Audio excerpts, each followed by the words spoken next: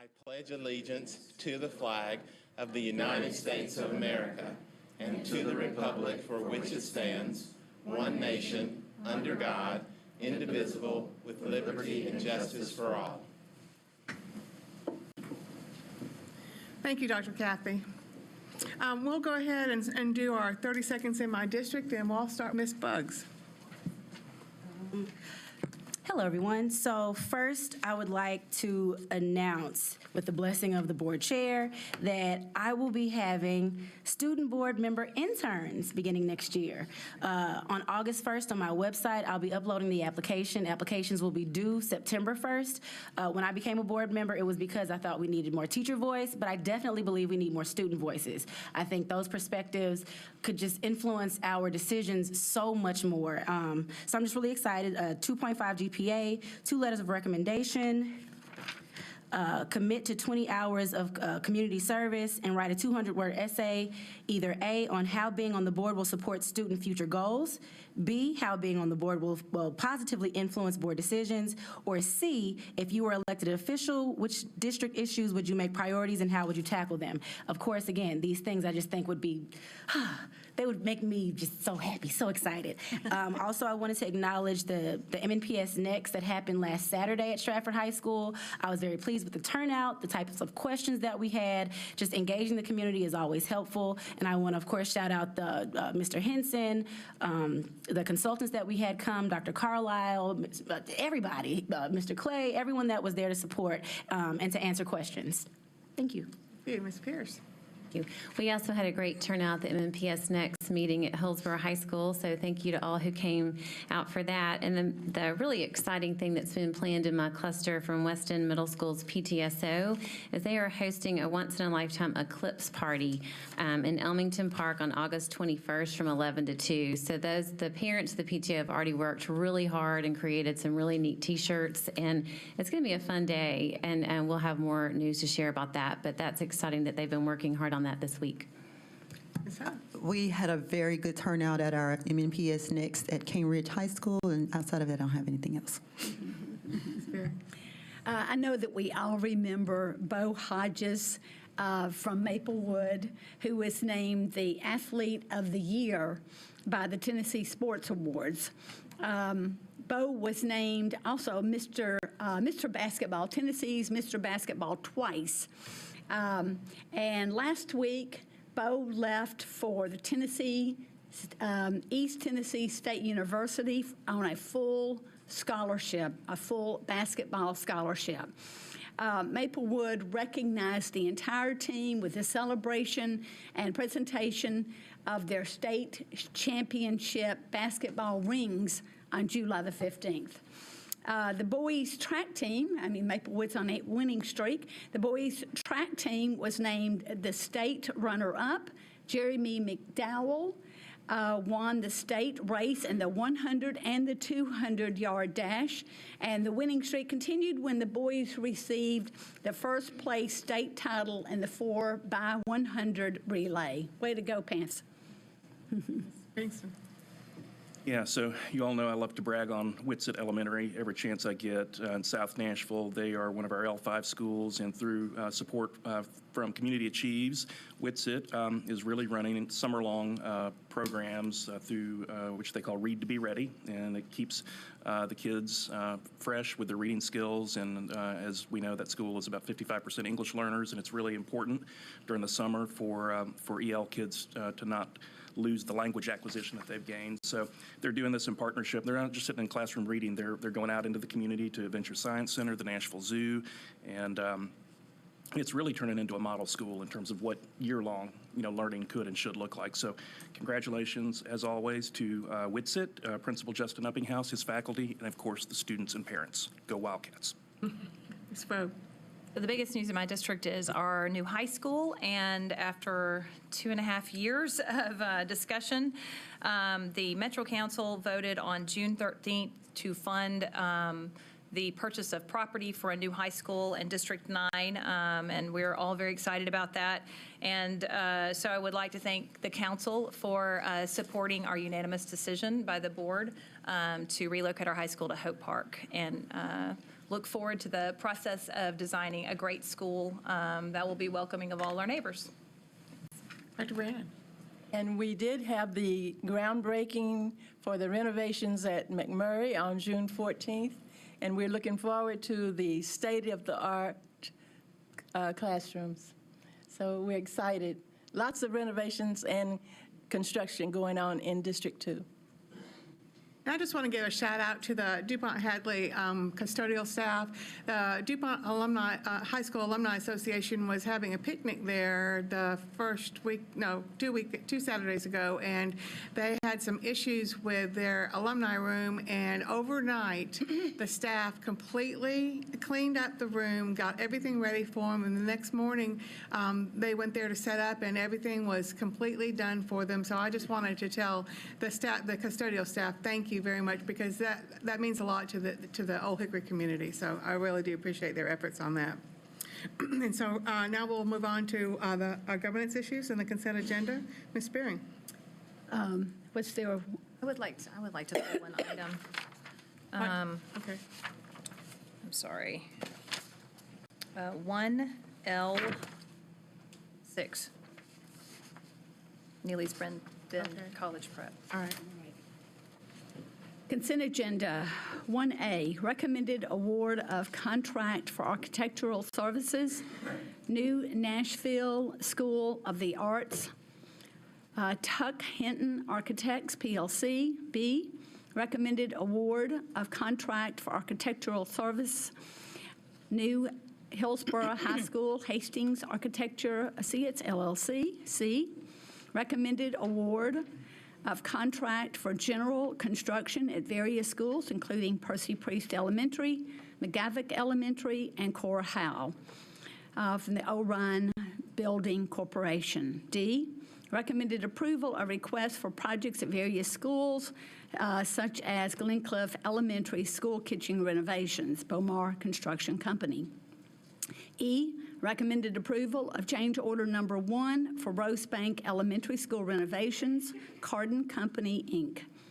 F, recommended approval of change order number 1 for East Nashville Magnet High School Stadium improvements, Romac, Inc. G, recommended approval of change order number 1 for Glencliff High School Stadium improvements, Dowell Construction Group, LLC. H, recommended approval of change order number 2 for construction material testing for Overton High School additions and renovation, Beaver Engineering, Inc. I, recommended approval of change order number 2 for Hume Fogg Magnet High School renovations, Messer Construction Company. J, recommended approval of supplement number 3 for Rosebank Elementary School renovations, Centric Architecture, Inc. K, recommended approval of request number 4 for purchase of playground equipment and installation at Tusculum Elementary School, Play World Systems, Inc. L, awarding of purchases and contracts. 1, Centerstone of Tennessee. 2, Education Resource Strategies. 3, InSafe, Inc. 4, GLE Associates, Inc. 5, KIP Nashville. 7, Northwest Evaluation Association, NWEA. 8, Plant the Seed. 9, Teaching Strategies. 10, Teach Stone Training. 11, TRA. And M, Student Code of Conduct Handbook. This concludes the reading, and Madam Chair, I move to approve the consent agenda as read. Can I get a second? All right, I'll approve. If you'll go ahead and vote on the iPad for Ms. Bobo.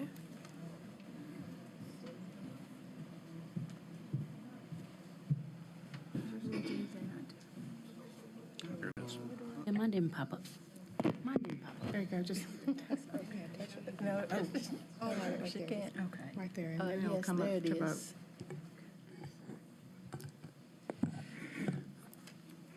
There you go. Yes. It's great.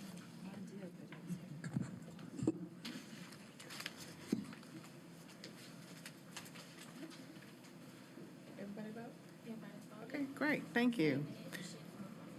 Okay, all right. Ms. Fogg, did you have? Yes, I have a question.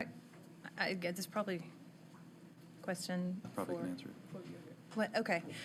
So my question is, I'm wondering why we are decreasing the lease space for Neely's Bend for the lead lease when this is a school that was supposed to expand each year through the ASD? Yeah, this was a result of the decision to accelerate the conversion, where next year Neely's Bend was supposed to be operating, Neely's Bend College Prep was supposed to be operating grades 5 through 7. And with the increased or the accelerated conversion, they will not have as many students as was originally planned once they were going to be fully operational in grades 5 through 8. You can see that it does increase the revenue fairly significantly because we no longer would have what we call the student ratio factor, which was a combination of MNPS students and charter school students in the same building. Since next year it will all be occupied by the Neely's Bend College Prep. And so there actually is an increase in the revenue, the monthly revenue, and they are going to be reducing the square footage. They will not be using the total school as was being used when it was fully grades 5 through 8, with part of it being MNPS students and part of it being charter school students.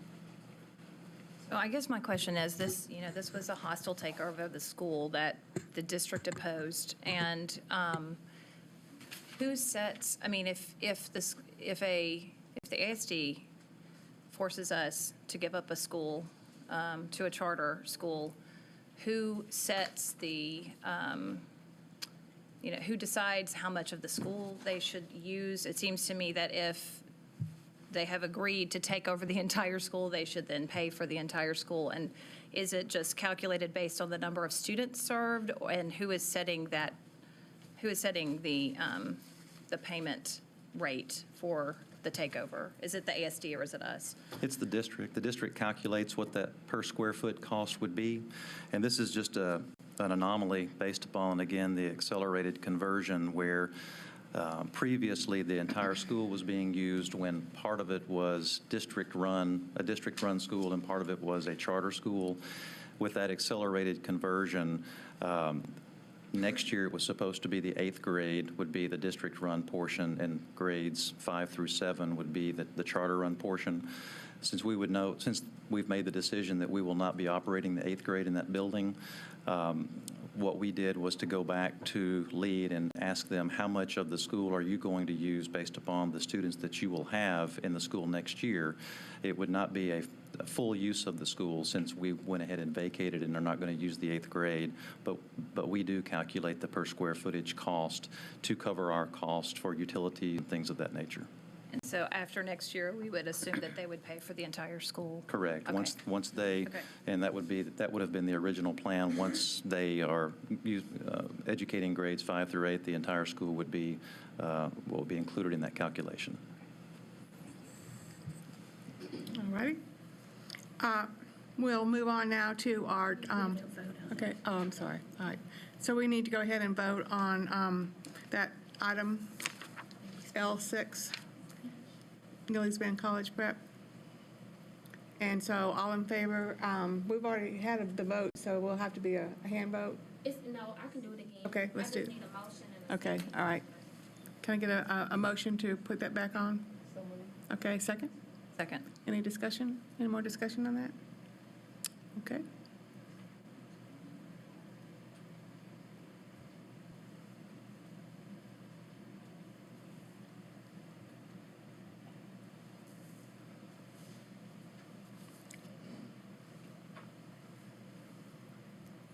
Are we good?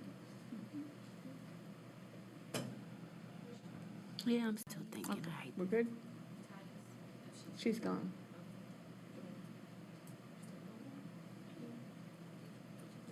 Okay, we'll move on to number 2 on the agenda, the charter school recommendations. It's coming up. It's coming up. It just takes a minute.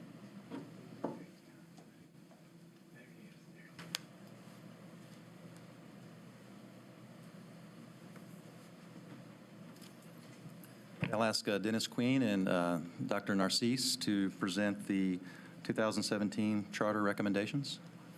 Thank you. Madam Chair, members of the board, and Mr. Henson, thank you for allowing the Office of Charter Schools the opportunity to present their findings and recommendations of the Charter Application Review Committee. This review process occurred over a period of 12 weeks and involved several in-person meetings in addition to several phone conferencing sessions. The review team consisted of 5 core members and 15 satellite reviewers. To begin, I would like to address a concern expressed by lead schools before we get into the review team's recommendations. The Office of Charter Schools completed the application review of 2 lead school applications and issued our report on June 20. The Charter School Office met with lead officials to review the report and ask if there were any questions or concerns, and if so, would they please contact us. We received no contact from lead schools until receiving a formal letter dated June 22, expressing concern about the priority designation of both lead ASD schools, Brick Church College Prep and Neely's Bend College Prep. We immediately began looking into the concerns and to make any necessary revisions to any and all reports as needed. We were provided a letter through lead schools from Ms. Sarah Guest with the Tennessee Department of Education, stating in her letter that neither ASD school operated by lead was in priority status. So the Charter Office reached out to Mary Badawali, Executive Director of Accountability with the Tennessee Department of Education, and posed the following question. Is Brick Church College Prep, not Brick Church Middle School, currently under priority status? And her response was in 2 pieces. Number 1 was, she says when a school on the priority list is taken over, it remains on the priority list. We call these schools auto priority schools. Schools on the priority list must earn their way off of the list via typical routes. For example, the ASD Brick Church exited in 2014 because it had 3 years of success rates and was not in the bottom 5% in the state. Her second point was that Neely's Bend in ASD is on the priority list. The MNPS version should be listed on the 2015 list, which it is, which is our most recent list. Given the lack of data last year, we did not have any updates on the website. I talked with Ms. Guest this morning by phone, and she confirmed that Neely's Bend is listed on the priority list and that lead schools will fully take the school over in 2017, and that she confirmed this also with the Executive Director, Ms. Badawali, with the state as well. The issue would have actually a minimal effect on the review team's recommendation. The review team was repolled, and they were, again, unanimous in support of their recommendation for both schools. So from the Charter Office perspective, we certainly apologize for any misunderstanding, misinterpretation, or confusion in this matter. The application process began in February and culminates to today's presentation and board vote. If a denial decision is appealed, the applicant will have 30 days to amend their application, and if so, the board will once again vote on an amended application on August 22nd. To address Lead Academy North High School application. Adding schools to an already existing network is not an automatic right and should only be considered when a network is showing strong academic performance and both operational and financial success. TCA 4913-107 specifically states, in reviewing an application, the chartering authority may take into consideration the past and current performance or lack thereof of any charter school operated by the sponsor. As referenced in the application, latest research tells us there are 3 major risk factors in considering an application review, and if a proposed school has even one of them, the risk of failure is much greater. Those factors are lack of identified leadership, high-risk, low-dose applications that propose to serve the most at-risk students without sufficient academic supports, and a child-centered curriculum such as Montessori or Paideia. This application has 2 of the risk factors in that it proposes to serve a population that is at risk with a potentially high English language learner percentage without adequate supports in place, and there is no identified leader. With 2 of the 3 risk factors present, the research suggests there is an 80% chance the school will not be successful. After an intensive review of the application and interview process with the network representatives, the review committee's unanimous recommendation is to deny authorization to lead Academy North High School. For an applicant to warrant a recommendation of authorization, they must meet standard in the areas of academic, operations, and financial planning. Lead Academy North High School met standard in financial planning only. Academic planning partially met standard. The review team had the following concerns: old and outdated research. The current high school in operation is struggling with differentiation. Little evidence for growing students, closing achievement gaps, or supporting special populations. Current lead high school has a large student attrition rate. The current lead high school is not meeting their network goals. There is no clear, compelling corrective action plan. There is no strong RTI support plan to support at-risk students. Academic goals lack measurable metrics. No clear definition of what on track to graduate means. And graduation plan lacks systems and structures for at-risk students. The chart that is on the screen currently is data pulled from Brick Church College Prep. This shows a comparison of academic performance data from 2014 to 2015. If you look at math, for grades 3 through 8, there was a 13.5% of their students more students that scored below basic and proficient in the prior year. They went backwards. The reading language arts, grades 3 through 8, 17% more students scored basic or proficient or below basic than the prior year. And in science, grades 3 through 8, 42.6% more students scored basic or below basic than the prior year. So in all three tested areas, students went backwards. Additionally, the current high school saw a significant drop in their graduation rate from 2015, which was 94%, to 2016, which was 78.7%. That is a 15.3% decrease in graduating students. The review team does not have confidence the organization has shown sufficient evidence of increased performance to warrant a 9-12 pathway for the students who will most likely be attending. Operations planning partially met standard. The review team had the following concerns: inadequate curriculum, instructional design, and special populations plans. A concern that one lead school was cited as non-compliant by the MNPS Exceptional Education Department. Concerns about outdated research. As a result, the quality of professional development is in question. 2-year academic performance scores from Brick Church. Struggles in meeting exceptional education compliance requirements. And they have a high rate of student attrition, which is one of the highest in MNPS. The financial plan met standard. The review team had the following comments: lead school audits have been positive with no findings from previous years. Budgets include contingency plans should enrollment fall short of projections. Financial estimates are reasonable. There is evidence of external funding which is reflected in the budget. Network physical health appears strong. Staffing plans are in line with enrollment. The review team is confident that the applicant can meet its financial obligations.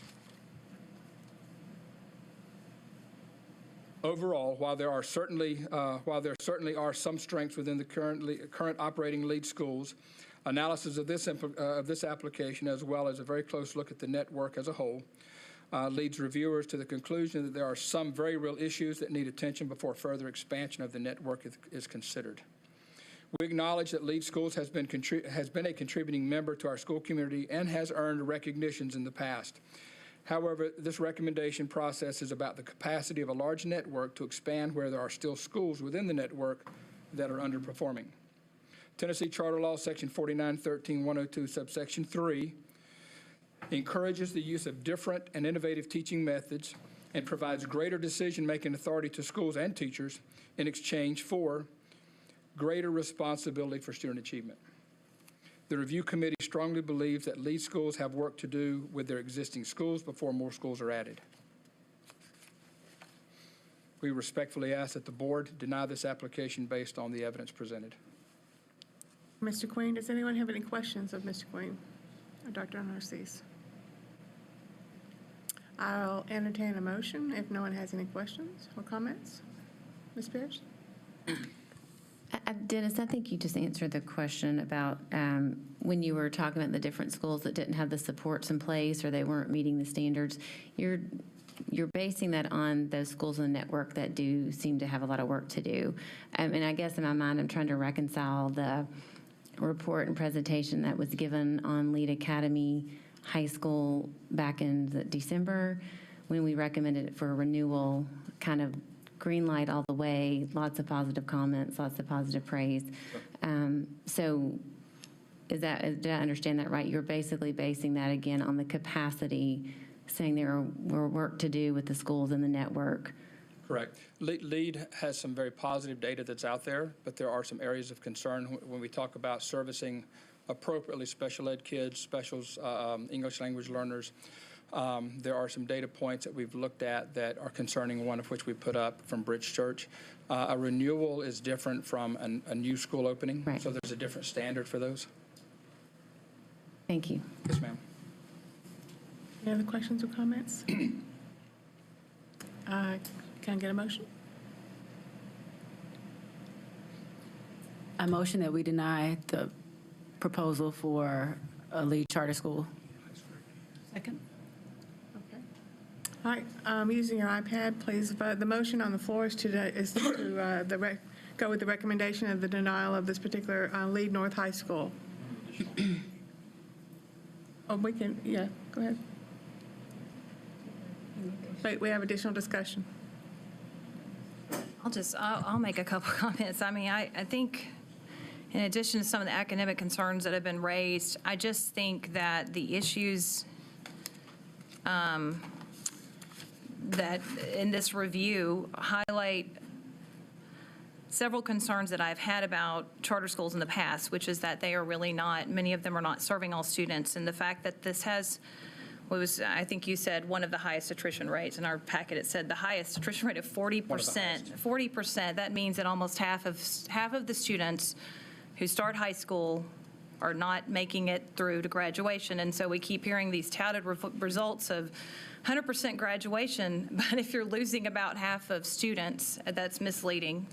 And I'm not actually sure from the presentation tonight that they actually have been 100% graduation, even of those students. And then there are some problems, obviously, with serving these populations. Only one English learner student has reached senior year in 4 graduating classes. Only 3 students with disabilities are on track to graduate in 2017. And so all of these issues that I've continually raised year to year, I mean, I'm sure these folks out here are working hard at the school. I'm sympathetic to parents who, want the high school to open. But if we've got schools that are not serving all children, and disturbing to me if the marketing is misleading around what they're doing, but if we've got schools that aren't serving all students, we have an equity problem. If we continue to open more charter schools that we can't afford, we're creating a greater equity problem. So I guess those would be my comments. I feel like this application review highlights a lot of the concerns, which is that I've tried to raise, which is that we have charter schools that are not serving the most costly and challenging to educate students. And these are public schools. Our schools need to be serving everyone. Yeah, I think it's important to remember that this charter chain 2 years ago surrendered a charter because the school was low performing, and I don't see any evidence, as the review teams don't, that they've built new capacity or found new expertise that didn't exist just a couple of years ago. So I'll obviously be voting for denial, but I do want to extend a partnership offer to LEAD. Bring us some ideas about how you can help us with high-touch college advising in the high schools. Bring us, some ideas about, true partnership, and I'd be more than willing to consider that in the future. Thank you. Thank you. Any other commentary? All right. Yes. Highlight, how the motion is read here on our computers. Right, it says motion to accept the Charter School Committee recommendation to not authorize LEAD Southeast Elementary, but we're not talking about Southeast, we're talking about North. But the motion did include, based on the recommendation. Based on, Because under the law, we've got to make sure we state our reasons, so I just want to make sure it's. This is for the high school. They're just out of order on the iPad, so she just needs to go to C. Yeah, just skip C, just skip do C. It's okay, don't change nothing. Ms. Pierce? Working that hard. I'm sorry, can I ask one more question, though, of them? When you calculated the attrition, because this is something I had questioned when I read that, was it just entries and exits over the 4 years? Enrollment numbers. It was the enrollment numbers. Enrollment numbers. Yeah. Because, I mean, I understand the concern that Ms. Frog is presenting. I have looked at that for district schools, using that same just entries and exits. And, you know, I would want to see a cohort study of our district schools, because I think we'd all be shocked at the amount of attrition that we have in our district high schools. So I don't know that this is an isolated problem to lead at all. Anybody else? I'll just Okay. I'll just say that the reasons for denial are compelling. The idea that there's a 40% attrition rate between 9th and 12th grade is unacceptable. And the fact that there's only one EL student who has reached the senior year out of 4 years or 4 graduating classes is dismal. Yeah, that's all I have to say on that. Anybody else? Speak now. Okay, so we do have the right motion in front of us, and the motion to accept the Charter School Committee recommendation to not authorize Lead North High School charter application. Please vote on your iPad.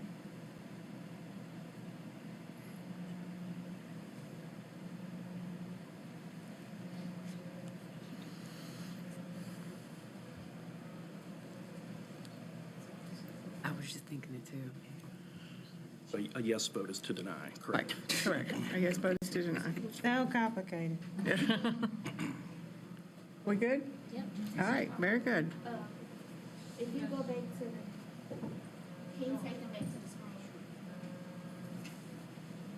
screen? What we doing? I've already voted. I voted. What we doing? We're going to move to the elementary in a minute.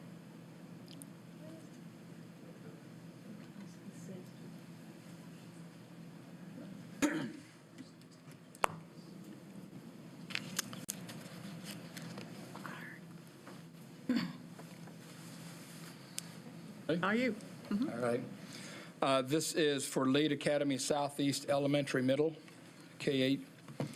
As a reminder, adding schools to an already existing network is not an automatic right and should only be considered when a network is showing strong performance in both operational and financial success. TCA 4913-107 specifically states, in reviewing an application, the chartering authority may take into consideration the past and current performance or lack thereof of any charter school operated by the sponsor. As with the high school application, this application includes one of the 3 risk factors as discussed earlier.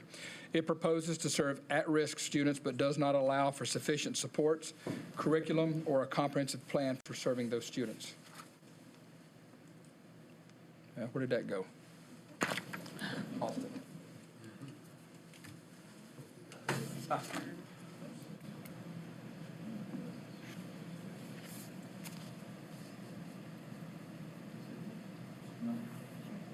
Way through. Here, hang on. There you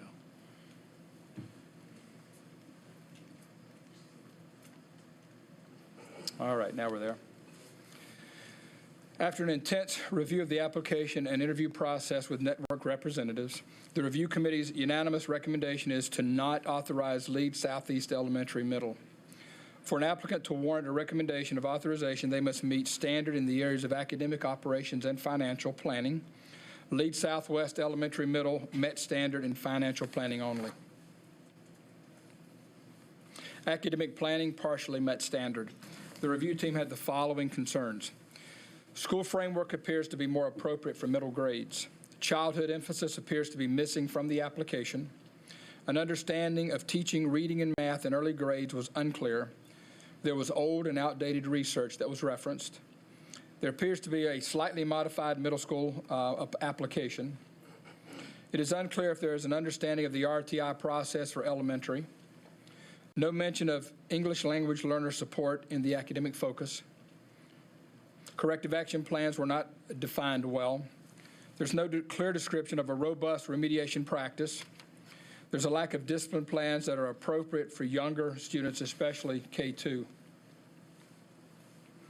There was no discussion on curriculum or instructional practices for at-risk students. One current lead school was recently noted for unsatisfactory compliance status with MNPS Exceptional Education Office. Concerns of insufficient knowledge of early childhood development. There was no mention on the use of data to form instruction. The network team mentioned that assessments drove instruction versus curriculum driving instruction. Assessments, in fact, measure progress towards standards proficiency. Operations planning partially met standard. The review team had the following concerns. Unclear if professional development are robust or support professional growth, particularly with English language learners and special ed students. Outdated research was noted. Several statements appear to have been cut and pasted from other applications, and those statements were not relevant to the elementary middle application. Quality of existing schools are of concern. 2-year academic performance scores at Brick Church, exceptional education concerns, and high attrition rate. There is concern by the review team that this network is asking to open more schools where there are issues at existing schools to be addressed. With the risk factors present and a lack of operational detail that supports their academic plan, the review team gave the operational plan a partially meet standard. Financial planning met standard. The review team had the following comments. Financial plans are reasonable and robust. There is evidence of external funding. Network physical health appears strong. Staffing plans are in line with enrollment estimates. The review team is concerned about the quality of schools across the network because of the following. Struggles to meet exceptional education compliance requirements and attrition of special populations. While some description of how the network has met those challenges was given in the application, it is not evident that those challenges have been fully overcome. Clear corrective action plans are not detailed in the application, thus bringing into question the network capacity to open more schools before the current ones are all successful in serving students well. While the district is familiar with this applicant as a middle and high school performer, they are an unknown when it comes to elementary grades. Absent a strong elementary-focused academic plan, the conclusion by the review team is that the academic plan is not sufficiently robust or aligned with current best practices for early learners and cannot be recommended for approval. We do acknowledge that Lead Schools has been a contributing member of our community and has earned recognitions in the past. However, this recommendation process is about the capacity of a large network to expand when there are still schools within the network that are underperforming. Tennessee Charter Law Section 4913-102, subsection 3, encourages the use of different and innovative teaching methods and provides greater decision-making authority to schools and teachers in exchange for greater responsibility for student performance. The review committee strongly believes that Lead Schools have work to do with their existing schools before more schools are added. We respectfully ask the board to deny this application based on the evidence presented. Thank you, Mr. Queen. Any comments or questions? Oh, all right. You have one? Okay. All right. So I will entertain a motion. I'd like to make a motion that we, Yeah, I don't have it. she'll put it up there for you. I'd like to make a motion that we accept the Charter School Committee's recommendation not to authorize Lead Southeast Elementary and Middle School charter applications. Okay. Any discussion? Ms. Pierce? I do just want to say thank you to LEAD for the work that you are doing in our district. I know you're working really hard and you're serving a lot of kids really well. And I often wonder if we were to put all the district schools through this rigorous of an application and review cycle, what would the recommendations be? So I do want to encourage you to keep at it, but I do agree that we need to see strong schools across the board before we expand and kind of dilute your time and attention. But I do thank you for the work that you're doing. And again, I think we put our charters through a very rigorous review cycle. Anybody else? Yes, ma'am. Yes. At the invitation of Chris Reynolds, I met him at one of the middle schools, lead middle schools, and he took me to some of the classrooms, and I suspect that he considered those were some of his best classrooms. And as an educator of 35 years, I could not see innovation. I did not see quality instruction. And this is consistent with when I visited a lead middle school. So I just wanted to share that. Any other discussion or comments? All right, we have a motion to vote on. It says motion to accept the Charter School Committee recommendation to not authorize Leeds Southeast Elementary and Middle School charter application. Again, yes vote is a denial. A yes vote is a denial. Correct.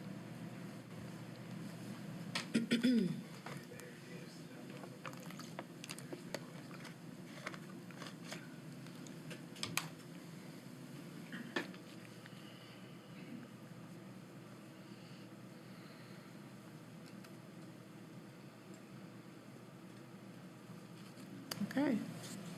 Thank you very much. Appreciate your time. We will move along to Ms. Pierce and your resolution. Thank you. Thank you, Madam Chair. I'm going to bring this resolution committing to advocacy and respect for the entire organization of MNPS and all of its students and families. So I'll go ahead and read it. A resolution declaring the Board of Education's intent to reaffirm our commitment to our Governing Policy 3, Board Job Description with a specific focus on number 8, advocate for the organization and all of the students it serves. Whereas Metro Nashville Public Schools currently serve students in all of the following: traditional zone district schools, students in grades K through 12, open enroll district schools, pre-kindergarten programs, magnet schools, non-traditional academies, alternative schools, homeschool programs, and public charter schools. And whereas MNPS educates nearly 88,000 students who come from diverse cultural and socioeconomic backgrounds, many with diverse learning styles, and whereas MNPS public charter schools authorized by the MNPS Board of Education serve almost 10,000 students, and whereas the cultural and socioeconomic diversity within MNPS public charter schools closely reflects that of the entire district, and whereas the Metropolitan Nashville-Davidson County Board of Public Education is committed to providing every student a high-quality education that promotes social and emotional learning and strives for increasing academic achievement, and whereas these core beliefs are reiterated in the commitment in Governing Policy 3 that this board will advocate for the organization and all the students it serves, and whereas the Board of Education has been addressed on numerous occasions by parents and others with children enrolled in one of our 28 MNPS board-approved charter schools by way of letters and public comments that they do not feel supported by the totality of the board, and whereas these same parents have asked that the Board of Education treat them and their schools with the same courtesy and respect extended to parents and educators in zone schools, magnet schools, and all other types of schools authorized by the Board of Education. And whereas this board has consistently adopted standards that promote collaboration, including the first Annenberg Standard, which states that traditional district and charter schools should work together to ensure a coordinated approach that serves all children. And whereas we recognize that in every type of school our organization offers and authorizes, there will be concerns that should be addressed by the director of schools and district staff. And whereas at times advocacy for students and families with concerns might appear to conflict with advocacy for MNPS, it is possible to do so without disparaging the schools, the employees, or MNPS. And whereas all of our students and their families, regardless of the schools they attend, deserve to be treated in a respectful, inclusive manner. Therefore, be it resolved, the Metro Nashville Board of Public Education recognizes that our MNPS public charter schools are part of the organization of MNPS and serve the same diverse populations as our other MNPS schools, and commits to ensuring its schools remain safe and welcoming places for all students and their families, regardless of the type of school they attend, and commits to treating students, parents, staff, and leaders of MNPS public charter schools with the same respect and civility extended to those in district-run schools, and commits to handling concerns, issues, and sensitive information reported by families or staff from a district charter school in the same discreet, consistent, and professional manner as those brought by families or staff from a district-run school, and commits to high standards of personal accountability when giving public statements, social media posts, opinion editorials, statements on the board floor, to ensure the accuracy of information to the best of one's ability, and commits to leading as a productive, student-centered board focused on making every MNPS school excellent. Adopted this 27th day of June 2017. So for a little background, I just was inspired to bring this resolution based on a lot of the public comment and letters and conversations over the years from our parents, primarily those with kids in charter schools, that just feel like that there are times when our district has had an either-or approach to the type of schools that our kids attend and who we support. So I just wanted to bring this back to the board, and it's not a philosophical statement about charter schools, but rather, are we going to just advocate for all of our parents and students, no matter which type of school they attend? Do I need to move? So I move that we accept this resolution committing to the advocacy and respect for the entire organization of MNPS and all of its students and families. Any discussion? Yes, ma'am. Sure, I'll start. So when I first got the resolution while I was in Mexico, I read through, and in the beginning of it, it was great. It's like, okay, so treat all of our schools the same. Make sure that we're holding all of our schools accountable. It's not until we get to the end. I'm sorry, there's so many different things. I really rehearsed this and planned it out, but there's so many different things that I want to say, because I do think that we owe it to our parents and our families to always acknowledge that we support them, to always reaffirm our commitment to them and make sure that they know that we are on your side. Our goal is to make sure that every student is supported.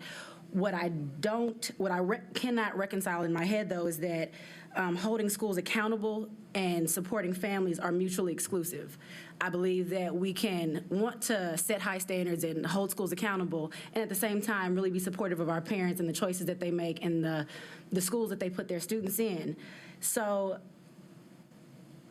let me think some more, because there's so many different ways that I wanted to go with this, but I just want to acknowledge that one thing that I think as a board we should do is start talking about using the board voice in a more positive way, making sure that whether it be that we acknowledge that the board chair or vice chair regularly reiterate that we support parent choice and, respond to parent voices, parent letters, parent calls, or if it's that, a resolution like this should just be more robust, because I have all of the magnet schools, and I would like to see, this started to just kind of focus a lot on the charters, but I personally hear a lot of comments and negatively about our about our magnets also. So I would just like this to be more inclusive.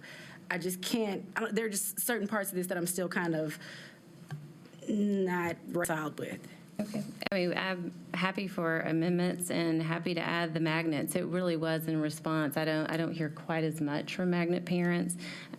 We have been hearing from our charter parents specifically, and it is in a different governance type. Our magnets are in a different, but I understand. I have parents in my district who do not like the magnet schools, but as far as just as a board, we have authorized and offered these schools to parents, and yet some of them feel like we have great judgment about them making those choices. Anybody else have any comment? No? Ms. Bugs, are you still thinking? No, we can go ahead. I'm abstaining from this vote, but that was it. Well, that'll be it. with lack of any more discussion, then we'll put it to a vote. The vote is for the motion to approve the resolution committing to advocacy and respect for the entire operation of MNPS and all of its students and families.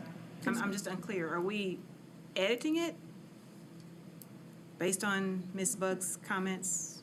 What's happening? These were just my personal thoughts and comments. Like I I said, hear you. well, yeah, but I'm saying I'll go with whatever the full board decides. These are just my thoughts as I was reading through it. If you would like to add magnets specifically in here, I am happy to do that. Well, I'm saying magnets because, of course, I have all of the magnet high schools, so I hear a lot about them, but I also have a lot of homeschool parents. Do what you do. Do what you do. Well, I mean, I'd love your support on it. So if we need to add magnets homeschools, I mean, and that is my position. I mean, I want every single child in the city of Nashville to succeed, and no matter what school they go to. I don't want to stand in judgment of what their parents choose, and we want to support every student in being successful, however that looks. And so I tried to be inclusive as I could and include alternative homeschool charters, magnets in that opening. It's just the wording once we get to the end, but no. No, we can go ahead and vote. Okay.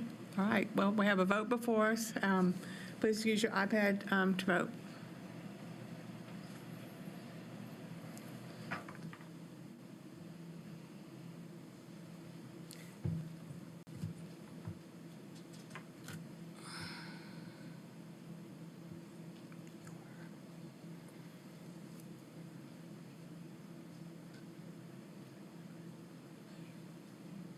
That would be much better.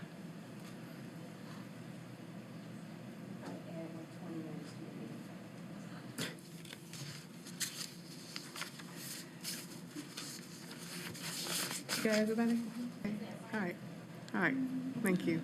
Wait, whoa, no. Come on now. Hey, we about to have a fight. I pressed the yes button with this finger. Does it matter? Can I, what I do? We gonna fix it? Okay.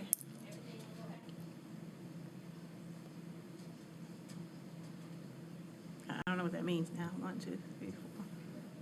It doesn't matter.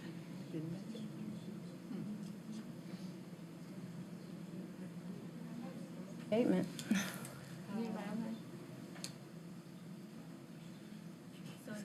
It does not pass. Oh, I see. Thais. Okay. It's Tice, it's gone. I would have changed it. Well, can we? All right. That motion to pass that resolution has failed because we only have 4 yeses, and we have only 8 people here. So we will move on to Director's Report. Mr. Henson. Thank you very much. I'll ask Dr. Jana Carlisle if she'll please come and provide an update to our MNPS Next initiative. Good evening, everyone. As we promised at these second board meetings each month for the next few months, we're going to give you a brief update and then answer any questions that you might have about where we are in the process. Several board members are involved in the process and can jump in, please do. So as you know, we're doing this work because of part of our strategic framework. It touches all 4 of the areas, but really the most important are students in our organization, so how we organize our work and how we are delivering program in an equitable and accessible way to children across the district, regardless of where they live and what school they attend. Today's agenda is briefly to go over, just remind you of who's on the advisory committee, talk about the community engagement overview, and several board members mentioned that in their brief reports at the beginning of the meeting, and then talk about some data elements and the next steps that we're moving into. You should all have a copy of this. So just to remind you, the 3 points, the 3 goals of MNPS Next is improve student outcomes, I should say are, increased resource and fiscal efficiencies, and then looking at attracting students to remain in or come back to MNPS traditional public schools. When we look at the 9-step scope of work, we are basically where that goldenrod arrow is pointing, and that is we're starting to look at various data sources. We've completed the first round of community engagement sessions, and then we're going to start developing a model on which we can craft scenarios and begin to plan decisions. The advisory committee composition includes 3 board members, Ms. Frog, Gentry, and Pierce.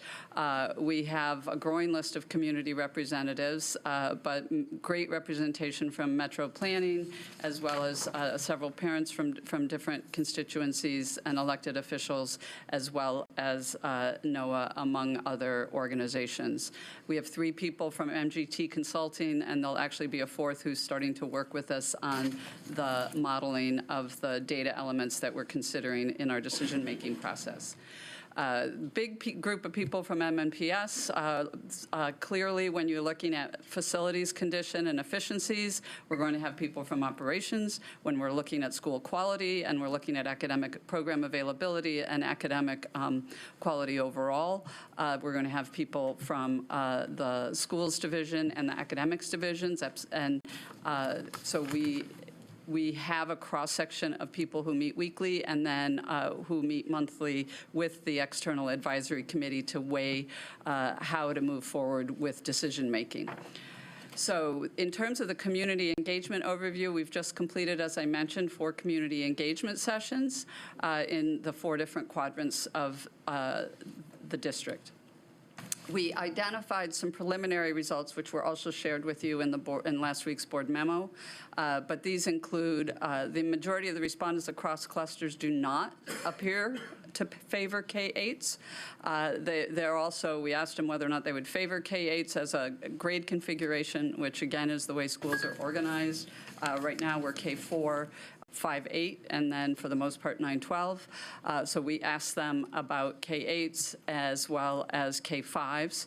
The majority of respondents across clusters do appear to favor K-5s and believe that a K-5 configuration would positively impact student achievement. Respondents do not appear to favor pre-K to 4s, so adding pre-K instead of 5th grade.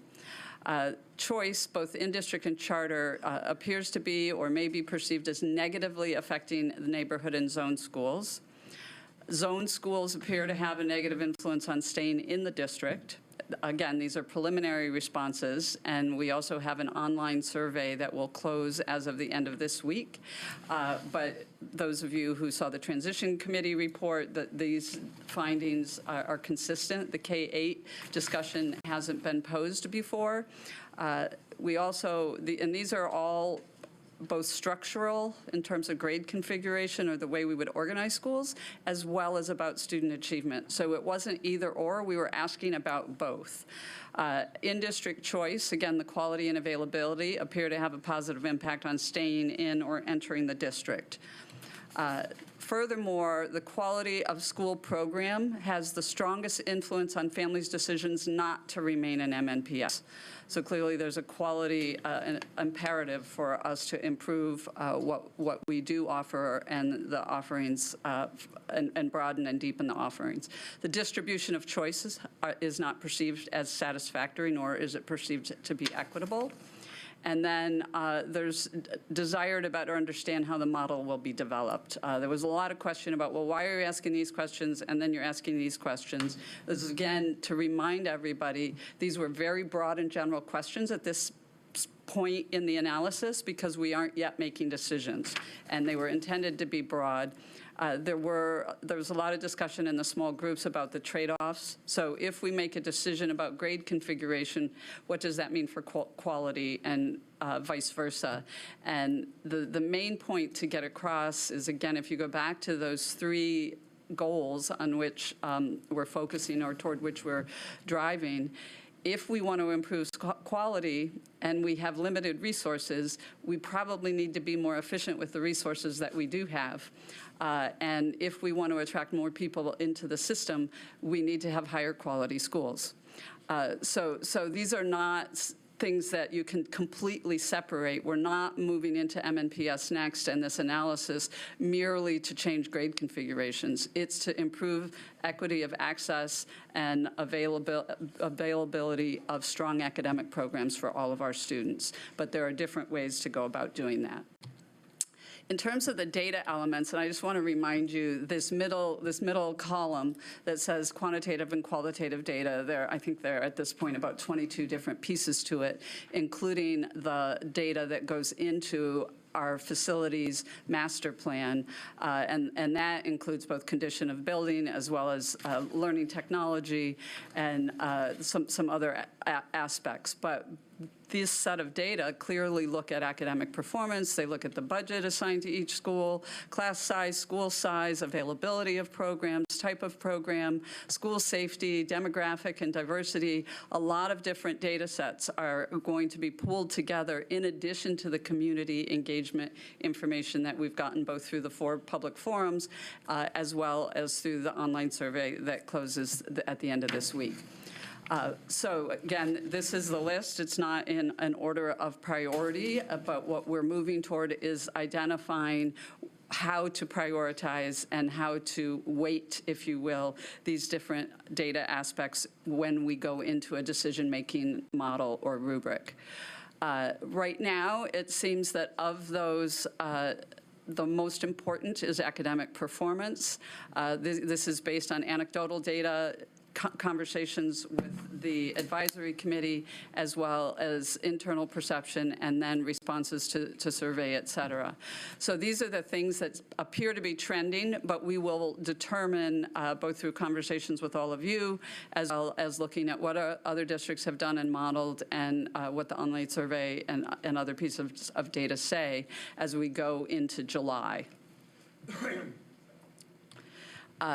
So we met with the advisory committee yesterday, and we have monthly meetings with them that started last month, and then each Tuesday following those Monday meetings will be a work session such as this.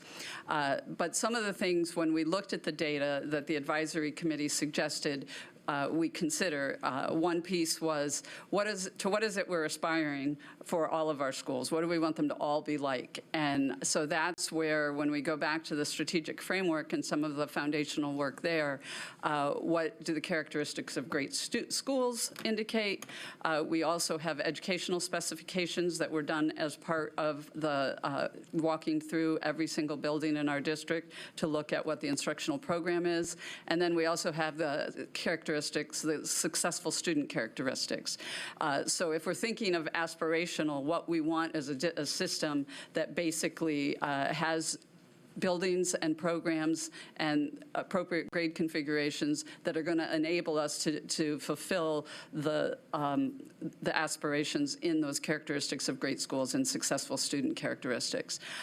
So some of the discussion was, what is it we want to do, and then how do resources link back to that? So what are the constraints as we go forward with different scenarios? You know, what's the most important of these elements? What is let's think about residential development landscape and where growth plays into how we look at the use of our buildings, the distribution of population, et cetera. I'm going to pause there and see if you have any questions. I can go through next steps and then circle to questions. Okay. So next steps, basically we're finalizing the facilities master plan data, considering that and then integrating with the rest of the data, compiling data from the online survey, compiling data from the forums. We have some initial data, but we haven't disaggregated it across quadrants and respondent type. We did have a lot of MNPS employees volunteer at the community engagement sessions. We also have a portion of those employees who are also parents in the system. But there was a concern expressed among the public that we need to make sure we disaggregate by the respondent type, and we were already fully committed to doing that. The same goes with the focus group responses. And then considering how to model scenario planning and decision-making rubric that I just shared the data components with you about, develop and test that model, finalize grade configuration, school size, and start time research. That's some third-party research that we're also doing. I feel like it's important that we touch base with each one of you as school board members to get a sense of what you're thinking regarding MNPS Next and the priorities for the data elements. And then there are 2 additional community engagement sessions because of some unique issues with the new Eagle View Elementary and the Brookmead site. And then in August, we have an opportunity to engage parents at Parent University, and so that's a great opportunity to hear directly from parents who are engaged and interested in the district. In addition to the community engagement sessions we had, conduct the Eagle View and Brookmead sessions, run the models, share the scenarios with all of you, and then plan and communicate the community engagement sessions that we'll have, again, with the community, where we're actually discussing some very specific potential recommendations.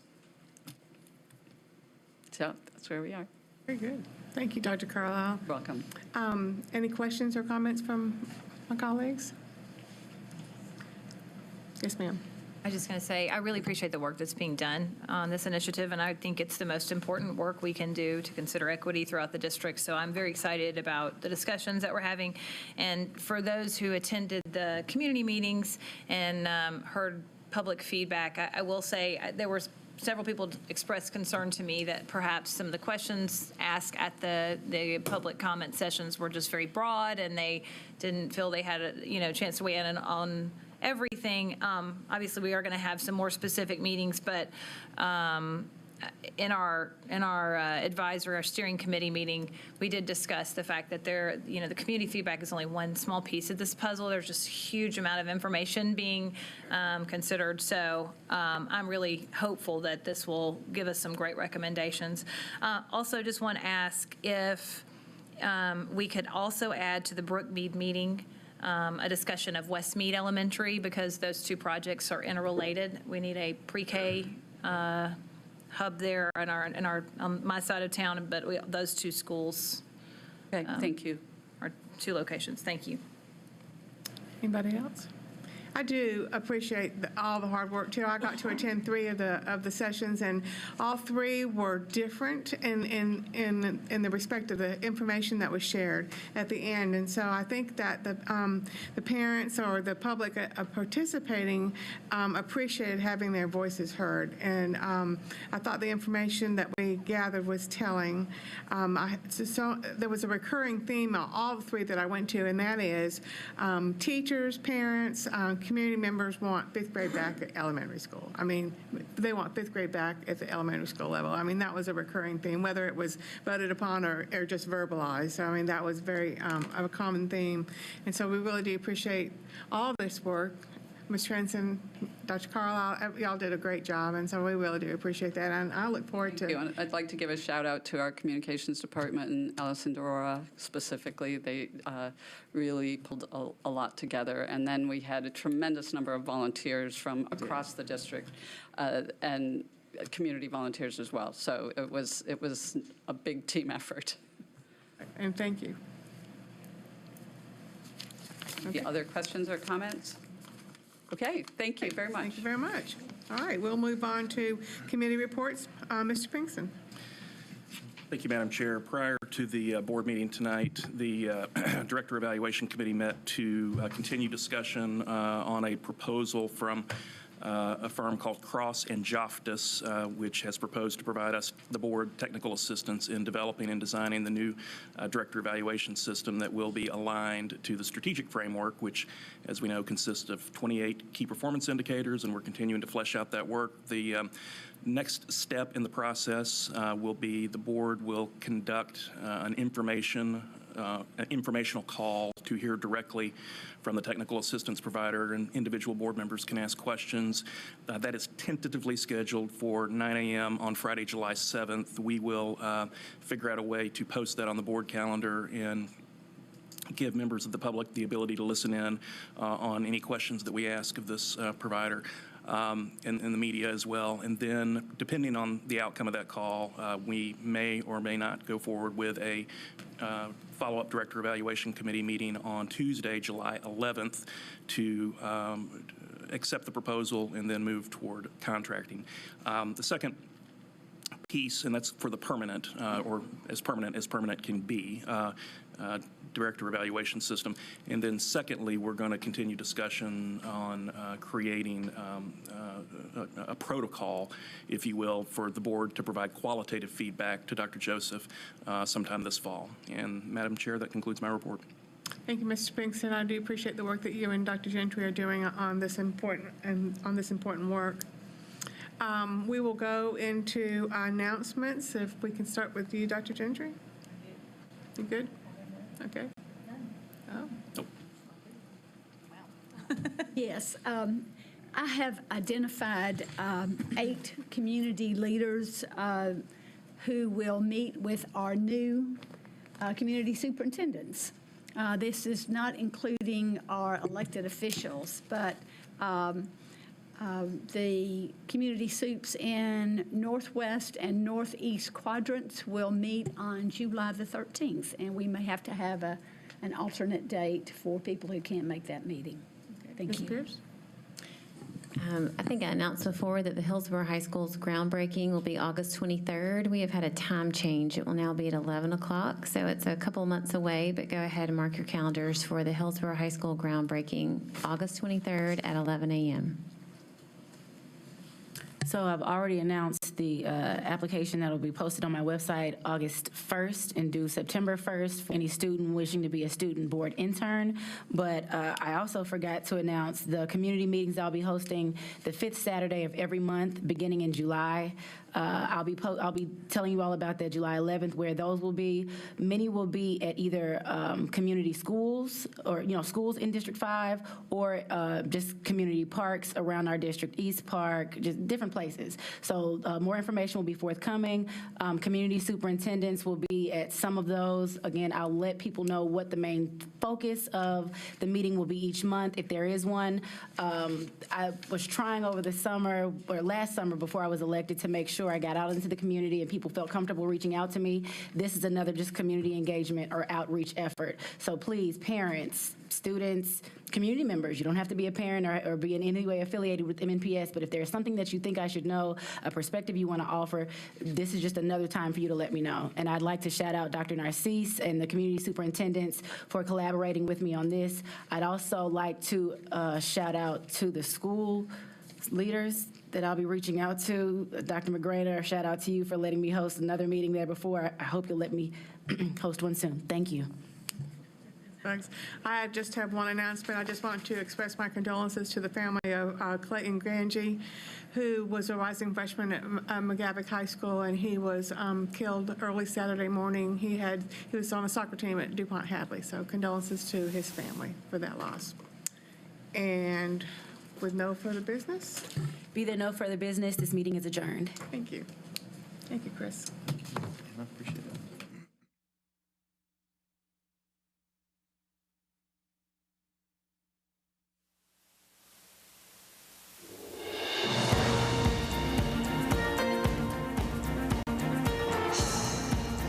This has been a service of the Metro Nashville Network. If you would like to see this presentation again, or for more information about this and other programs, visit nashville.gov.